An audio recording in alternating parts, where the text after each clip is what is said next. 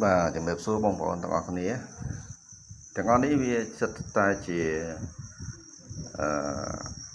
សម្ភារៈដែលយើងត្រូវការប្រើប្រាស់នៅក្នុងផ្ទះបាយដូច្នេះហើយបងប្អូនអាចទស្សនាបានហើយ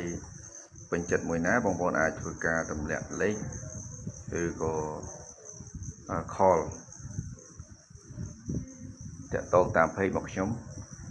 នឹងរៀបចំជូនហើយតម្លៃធូរថ្លៃទេបងប្អូនពាក់ព័ន្ធតម្លៃរបស់ទាំងអស់ហ្នឹងណាព្រោះវាជាប្រភេទសម្ភារៈផ្ទះបាយដ៏ខ្ជូតហើយយើងអាចយកទៅសម្រាប់មេរោគដោយក្រោយពីការលាងអីសម្អាតកំប៉ុងត្រោះគោ baby ទីទួយហ្នឹងក៏